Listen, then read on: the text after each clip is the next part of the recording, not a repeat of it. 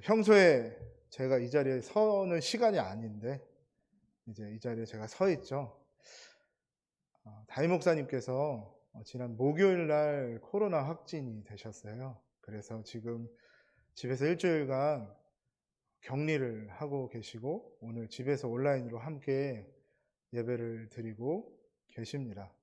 성도님들 기억해 주시고 회복될 수 있도록 또 다시 건강한 모습으로 볼 수 있도록 함께 기도 부탁드립니다.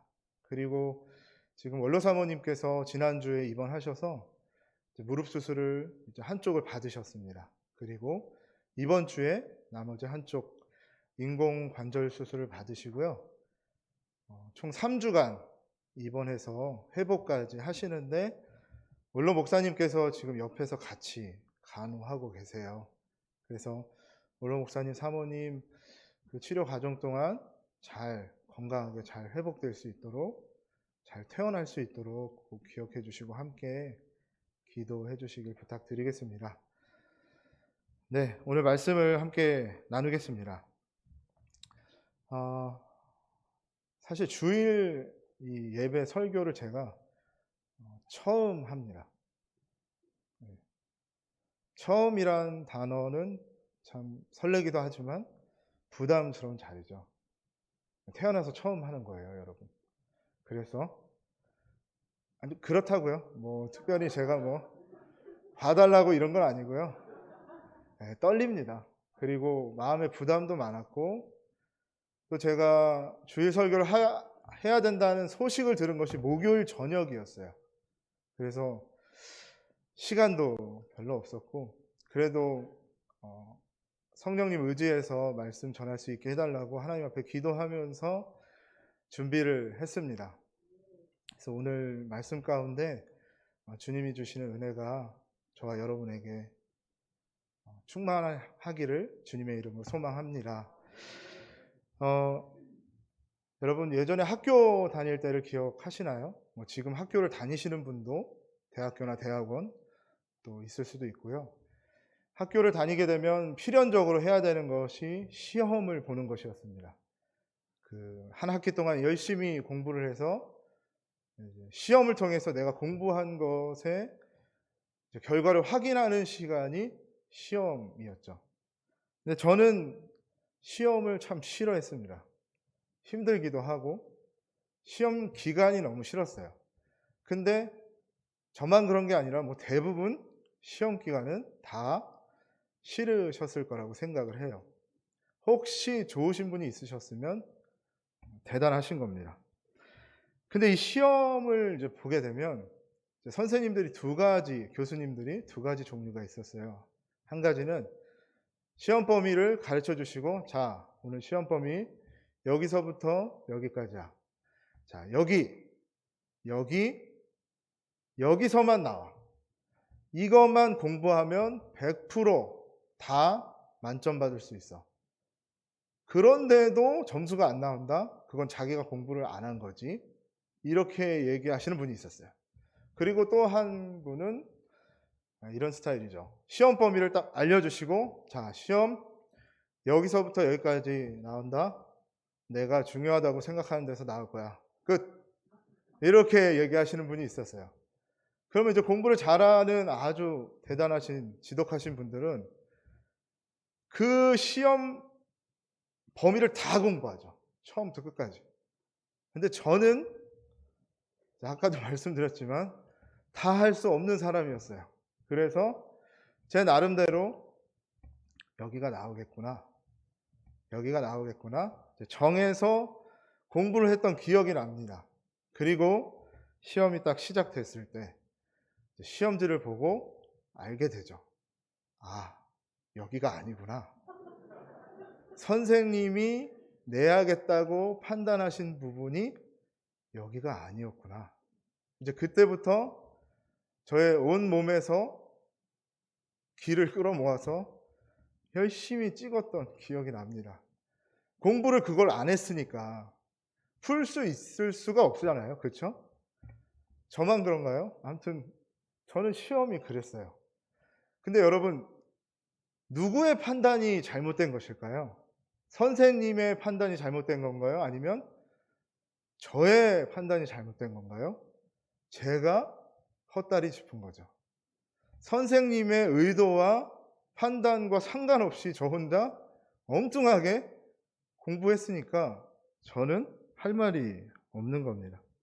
그런데 여러분, 우리가 신앙생활을 하면서 성경, 하나님의 말씀을 알아갈 때에도 우리가 성경을 보면서 이것이 중요하다고 나름대로 판단하고 또 이 말씀이 참 좋구나라고 열심히 그 말씀을 또 암송하고 마음에 새기는데, 그것이 그럼 하나님께서는 그 말씀을 어떻게 말씀하셨고 어떻게 우리에게 이야기하셨는가에 대해서 우리가 생각을 해봐야 된다는 겁니다.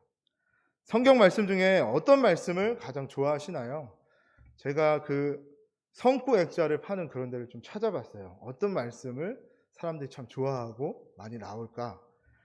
요한 3서 말씀, 이런 말씀입니다. 사랑하는 자여, 내 영혼이 잘됨 같이 내가 범사에 잘되고 강건하기를 내가 간구하노라. 아멘. 좋은 말씀이죠. 그리고 이어서 히브리서 6장 14절 말씀입니다. 이르시되 내가 반드시 너에게 복주고 복주며 너를 번성하게 하고 번성하게 하리라 하셨더니. 우리나라 사람들 복 되게 좋아하죠. 새해 인사도 새해 복 많이 받으세요. 복을 싫어하는 사람이 어디 있겠습니까? 그리고 하나님의 복이 없이 그 누가 어떻게 살 수 있을까요? 하나 더 보도록 할까요? 이사야 58장의 말씀에도 하나님의 복이 나옵니다. 내 빛이 흑암 중에서 떠올라 내 어둠이 낮과 같이 될 것이며 여호와가 너를 항상 인도하여 메마른 곳에서도 내 영혼을 만족하게 하며 내 뼈를 견고하게 하리니 너는 물된 동산 같겠고 물이 끊어지지 아니하는 샘 같을 것이라. 아멘. 참 좋은 말씀입니다. 그런데 이런 복과 관련된 하나님의 말씀을 보면요, 반드시 그 앞에 조건이 있어요. 그냥 갑자기 하나님이 내가 너에게 복을 줄게 하면 참 좋겠는데 그 앞에를 우리가 살펴봐야 합니다. 이사야 58장 우리가 읽었던 말씀의 앞에는 어떻게 말씀할까요? 만일 내가 너희 중에서 멍에와 손가락질과 허망한 말을 제하여 버리고, 10절이요. 줄인 자에게 내 심정이 동하며 괴로워하는 자의 심정을 만족하게 하면. 요약하면 무엇입니까? 하나님 아버지의 마음과 시선이 있는 곳, 가난하고 굶주리고 하나님이 필요한 사람들과 함께 할 때, 그들에게 너희의 마음을 주고 하나님의 사랑을 보여줄 때, 그때 뒤에 나오는 복을 주시겠다고 하나님 말씀하고 계신 거예요.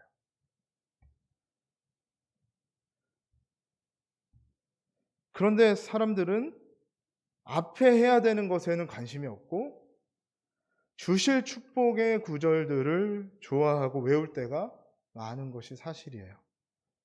사실 우리가 외워야 하는 말씀은 뒤에 축복을 주시겠다라는 말씀이 아니라 앞부분에 우리가 해야 할 일, 우리가 주님 앞에서 감당해야 할 것이 무엇인가, 그것을 잘 외우고 실천해야 하는 겁니다. 그렇게 하면 뒤에 축복은 우리가 외우지 않아도 하나님이 자연스럽게 우리에게 부어 주실 것입니다. 그런데 앞부분은 잊어버리고 뒷부분만 가지고 하나님 앞에 나아가다 보면 어떻게 될까요? 원망하게 되는 거예요. 하나님 말씀에 이렇게 있지 않습니까? 하나님 반드시 너에게 복 주고 복 주며 라고 하지 않으셨습니까? 하나님 반드시란 말 뜻 아시죠? 반드시는 물를 수 없는 거 아시죠? 이렇게 되는 거예요. 그뿐만 아니라 하나님의 말씀인데 엉뚱한 말씀을 좋아하는 경우도 있습니다. 그 대표적인 건요, 저도 어렸을 때부터 많이 접했던 말씀입니다. 욥기 8장 7절 말씀인데 내 시작은 미약하였으나 내 나중은 심히 창대하리라. 여러분 이 말씀이 잘 아시죠? 근데 이 말씀은요, 욥을 비난하던 빌닷이란 사람이 한 말이에요. 욥이 고통받고 있는 것은 너의 그 죄로 인해서 하나님께 버림받은 것이다. 지금이라도 늦지 않았으니 회개해라. 너가 그렇게 하면 지금은 너가 망해서 어렵지만 나중에는 잘 될 수 있을 거야 라고 하는 말이 오늘 그 욥기의 말씀입니다. 욥이 여러분 고통 속에 있는데 이 친구가 와가지고 위로하고 같이 울고 안아주는 게 아니라 옆에 와서 비아냥거리고 있는 말인 거예요. 너 시작은 미약하였으나 너는 창대해 줄 거야. 좀 엉뚱하죠, 여러분. 우리가 알고 있던, 믿고 있던 의미와 좀 다르지 않습니까? 이거는 제가 이제 본 글인데요.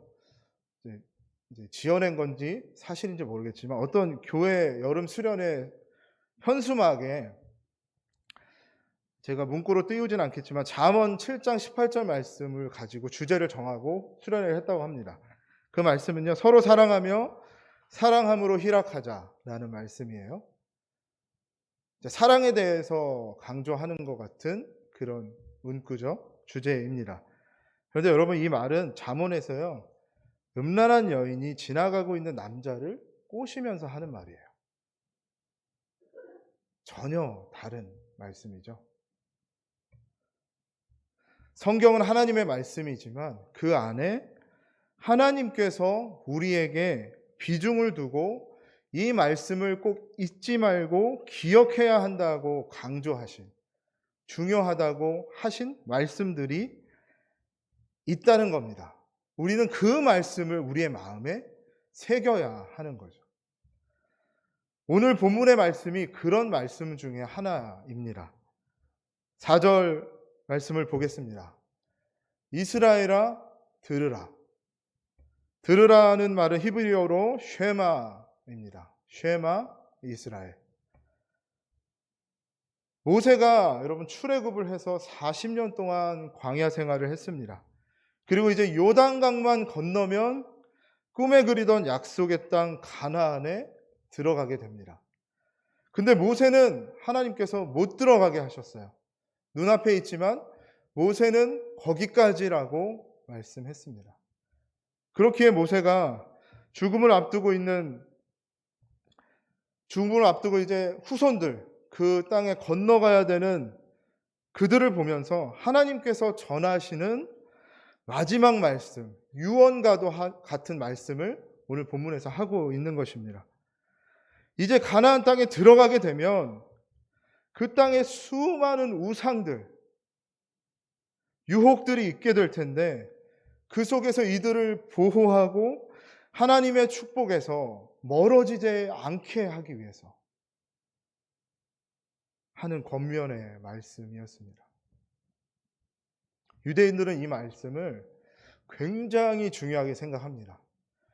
그래서 쉐마 말씀이라고 하면 유대인들은 딱 이 본문을 떠올려요. 그리고 이 말씀을 어렸을 때부터 이 말씀 그대로 문자적으로 그대로 행하고 있습니다.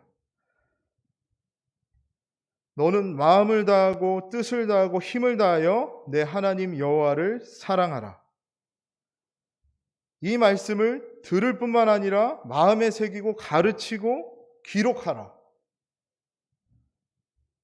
여러분 한 주간을 돌아보시면서 여러분이 가장 많이 들었던 소리가 무슨 소리이십니까? 어떤 말들을 들었고 어떤 이야기들을 접하셨나요? 제가 이제 쭉 생각을 해보니까 뭐가 재밌지? 어떤 게 맛있지? 무엇이 내 건강에 도움이 되지? 어떻게 해야 내가 돈을 더 벌 수 있지? 이런 수많은 이야기들이 영상을 통해, TV를 통해, 미디어를 통해 막 들려오고 있더라고요. TV를 보다 보면 저기 참 가보고 싶다. 이런 데가 있죠. 그리고 이거 참 먹고 싶다. 저는 개인적으로 그 맛있는 녀석들이라는 프로가 있는데요. 이제 개그맨 분들이 먹는 거예요. 근데 재밌게 먹어요. 저는 보면서 이제 대리 만족을 하죠. 그리고 와, 저거 진짜 맛있겠다. 아내랑 보다가 우리 저기 한번 가자 하고 결국 못 가긴 하지만 그런 얘기들 하면서 먹고 싶다, 좋겠다 이렇게 생각을 합니다. 우리가 세상에서 듣게 되는 말은 결국에는 어떻게 하면 세상에서 잘 살 수 있을까? 세상에서 얻을 수 있는 행복을 우리가 어떻게 구하고 성취할 수 있을까? 즉, 세상을 사랑하라 라는 말을 계속 듣고 있는 거예요. 그런데 오늘 말씀의 하나님은 우리가 늘 들어야 하는 말씀이 세상이 아니라 하나님을 사랑하라 라고 말하고 있다는 겁니다. 이 말을 마음에 새기라고 했어요. 마음에 새긴다는 건 내 마음 위에 있게 한다는 거죠. 그러니까 이 말씀이 이 마음에서 떠나지 않게 하는 거예요. 내가 살면서 어떻게 하는 것이 내가 하나님을 사랑하는 삶인가를 생각하는 거예요. 또 8절 9절에서는 너는 또 그것을 내 손목에 매어 기호를 삼으며 내 미간에 붙여 표로 삼고 내 집 문설주와 바깥문에 기록할지니라 말씀하셨어요. 유대인들은 이걸 문자적으로 그래서 철저하게 지킵니다. 이 쉐마 말씀을 보이지도 않는 깨알 같은 글씨로 조그만 양피지에 적어서 이 작은 성구함에 넣어놔요. 그래서 그 손목에 메고 미간에 붙이고 문설주와 바깥문에 달아놓고 오며 가며 이제 만지는 거죠. 이제 그게 말씀을 기억한다라고 행하는 거예요. 그런데 유대인들은 그렇게 형식적인 것에 굉장히 치우쳤습니다. 그런데 오늘 우리는 이 말씀을 보면서 우리가 기억해야 하는 것이 무엇일까요? 그것은 바로 손목에 기호를 삼고 미간에 표를 삼으라는 말은 문설주에 또 바깥문에 두라는 것은, 여러분 문은 우리가 오늘도 문을 왔다 갔다 하시죠? 문이라는 것은 우리가 오늘 하루의 삶을 말하는 거예요. 그리고 바깥문은 밖에 대문을, 마을 밖을 나가는 문을 말합니다. 즉 문을 왔다 갔다 한다는 건 오늘 하루의 삶, 우리의 전체를 말하는 거예요. 그 모든 시간 동안에, 오늘 하루 동안에 하나님이 너의 신분이 무엇인지 절대로 잊지 말라고 하는 거예요. 너는 하나님의 자녀라는 거예요. 너는 하나님의 자녀이고 아버지 되신 여호와 하나님께 사랑을 드리는, 하나님과 함께 살아가는 자들이라는 것을 결코 잊지 말아라. 이 말을 하고 있는 겁니다. 우리가 잊지 말아라 라고 하는 그 말씀 한 번 더 읽어볼게요. 4절 5절 말씀입니다. 이스라엘아 들으라. 우리 하나님 여호와는 오직 유일한 여호와이시니 너는 마음을 다하고 뜻을 다하고 힘을 다하여 내 하나님 여호와를 사랑하라. 여러분, 이 말씀을 묵상한다는 것은 계속 한번 보는 거예요. 그리고 하나님 아버지의 마음이 무엇일까? 이 말씀을 통해 무슨 말씀을 하고 싶으신 걸까 생각하는 거죠. 제가 이 말씀을 계속 묵상했습니다. 먼저 4절에 나오는 우리 하나님 여호와는 오직 유일한 여호와이시니, 이 말은 두 문장이 합쳐진 거예요. 하나는 여호와는 우리 하나님이시다. 여호와는 나의 하나님이시다. 그리고 그 우리를 구원하신 능력의 하나님은 수많은 다른 헛된 우상들과 비교할 수 없는 오직 여호와만이 우리가 사랑할 수 있는 오직 한 분이시다. 이 말을 하고 있어요. 그리고 마음을 다하고 뜻을 다하고 힘을 다하여, 원문에는 너의라는 말이 붙어 있습니다. 너의 모든 것을 다해서 사랑해라. 여러분, 이 말씀이 하나님이 우리의 사랑을 체크하시고 너 정말 최선을 다해서 나를 사랑하고 있니? 라고 물으시는 것 같이 느껴지시나요? 저는 이 말씀을 묵상하다가 하나님의 의도는 무엇일까? 저는 이렇게 보였어요. 내가 너를 나의 모든 것을 다해서 사랑한다. 여러분 그렇게 바뀌어서 보이시나요? 하나님이 이 말씀을 우리에게 하시는 것은 내가 너를 정말 사랑하고 너를 정말 아끼고 너와 더 깊은 관계 가운데 동행하고 싶다고 하는 하나님의 음성이 그 안에 담겨 있는 것입니다. 하나님은 최선을 다해서 우리를 사랑하고 계시기 때문에 이런 말을 할 수 있는 거 아닐까요? 우리가 하나님을 사랑하기 위해서는 먼저 하나님을 바로 알아야 합니다. 하나님이 어떤 분이신지, 하나님이 무엇을 좋아하시는지, 또 무엇을 싫어하시는지. 예전에 광고 카피 중에 좋아하는 것을 해줄 때보다 싫어하는 것을 하지 않을 때 신뢰를 얻을 수 있습니다. 라는 말을 봤습니다. 저는 이 말에 굉장히 공감합니다. 사랑한다면 싫어하지 않는 것을 알고 그것을 하지 않음으로써 배려까지 나아갈 수 있더라고요. 여러분, 사랑하는 가족들 생각해 보십시오. 가족들이 좋아하는 게 무엇입니까? 그럼 딱 떠오르지 않으시나요? 그래도 오랜 기간 함께 했기 때문에. 근데 싫어하는 게 무엇인지 한번 생각해 보시겠어요? 싫어하는 것을 하지 않음을 통해서 그 사랑을 표현할 수도 있습니다. 그러면 하나님께서 가장 싫어하시는 게 뭘까요? 하나님이 가장 싫어하는 것은 한눈 파는 겁니다. 왜냐하면 하나님이 우리를 너무 사랑하시니까 질투하시는 거예요. 우리의 마음 안에 돈, 명예, 건강, 세상이 주는 즐거움, 우리가 말로는 그렇게 얘기하지 않지만 나의 하루가, 나의 일주일이 하나님은 없고 세상의 것들로 가득 차 있다면 하나님이 질투하시는 거예요. 하나님은 그게 너무 싫다고 말씀하시는 겁니다. 하나님이 질투하신다는 것은 그만큼 우리를 너무나 사랑한다는 것을 보여주는 겁니다. 그리고 하나님을 즐거워하는 것입니다. 여러분 하나님을 한번 딱 생각해 보시면 어떤 마음이 드시나요? 오늘 주일 예배에 나오시면서 오늘도 하나님 앞에 예배하러 나오실 때 하나님을 생각하면, 예수님을 생각하면 어떤 마음이 여러분 마음에 먼저 드셨습니까? 부담되셨나요?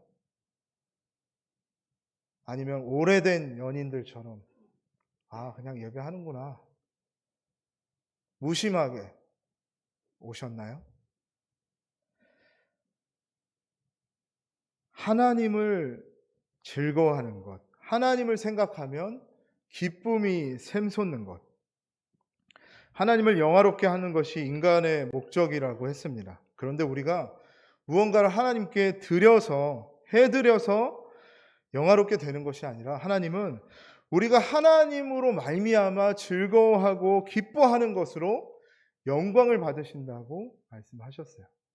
우리가 하나님을 생각하면 하나님의 은혜가, 구원이 너무나 크고 놀라워서 감격하고 감사할 수밖에 없는 것입니다.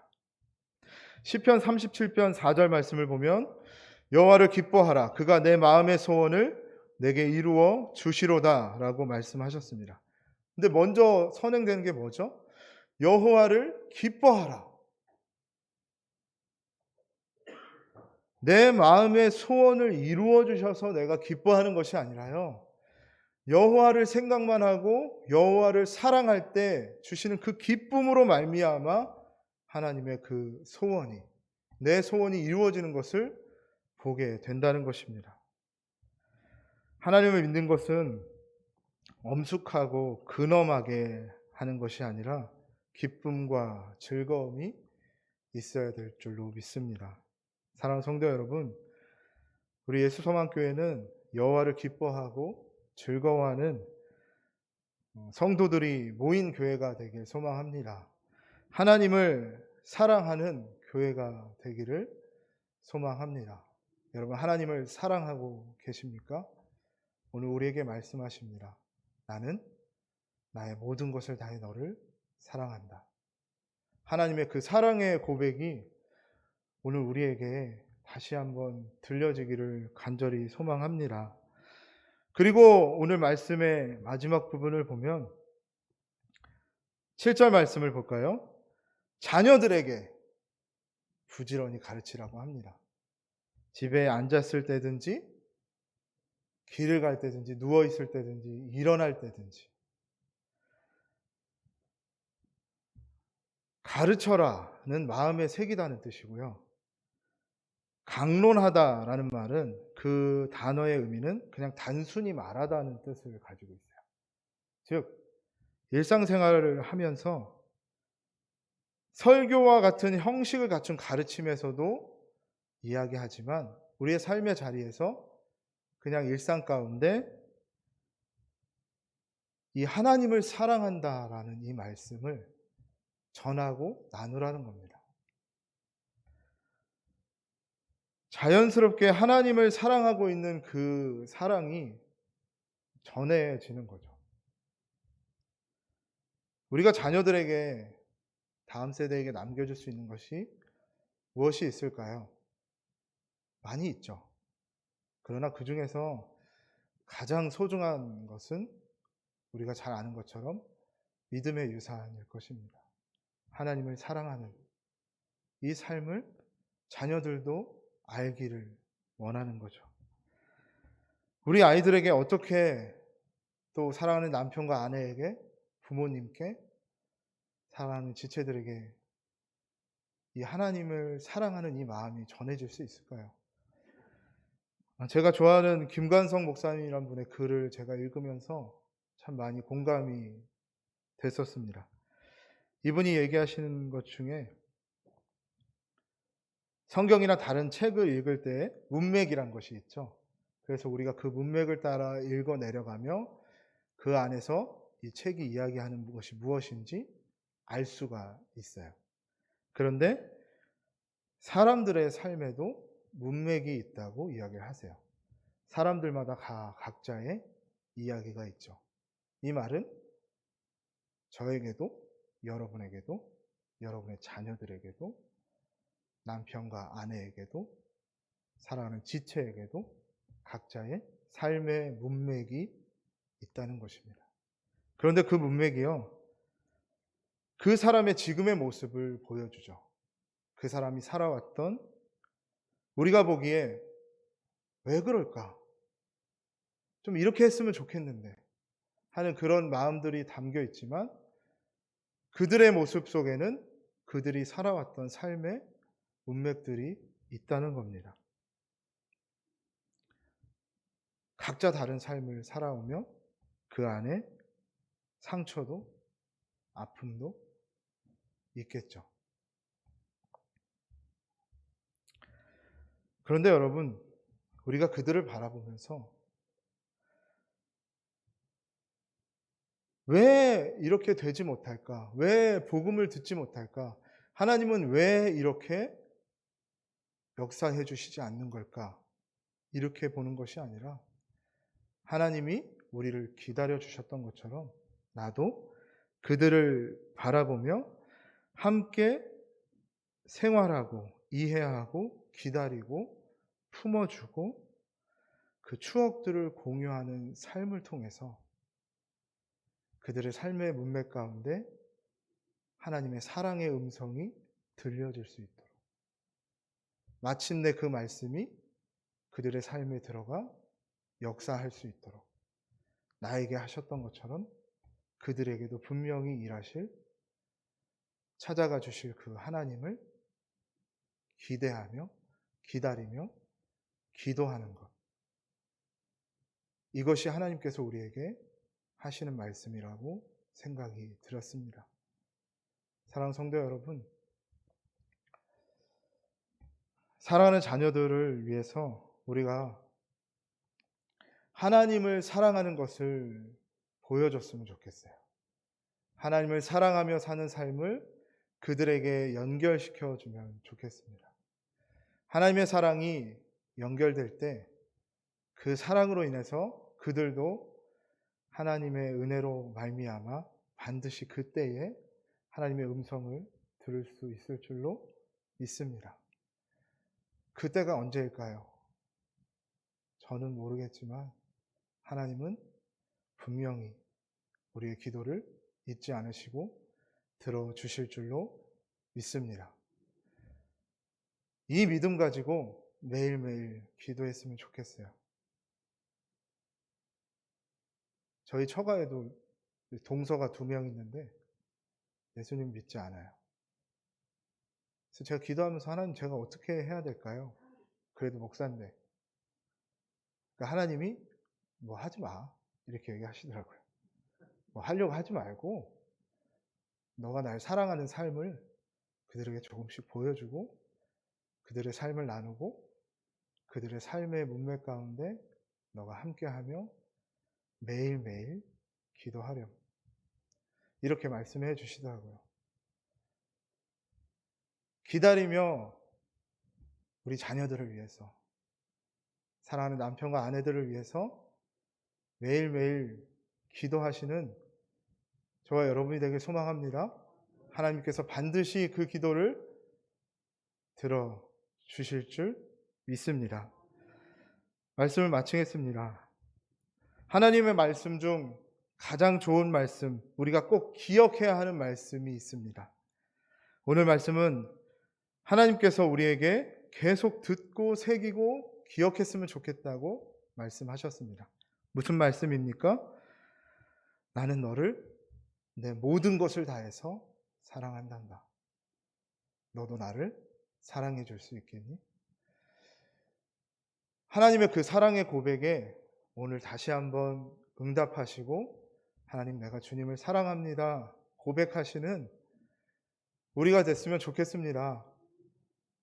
그러면 하나님께서 얼마나 기뻐하실까요? 그리고 우리가 사랑하는 이 하나님 사랑하는 마음이, 하나님을 사랑하는 삶이 우리 사랑하는 자녀들에게도 보여지고 느껴지고 알게 되어서 사랑으로 연결되고 그 사랑으로 말미암아 나를 불러주셨던 그 사랑의 음성이 우리 자녀들에게도 사랑하는 가족들에게도 들려질 수 있기를 주님의 이름으로 축복합니다.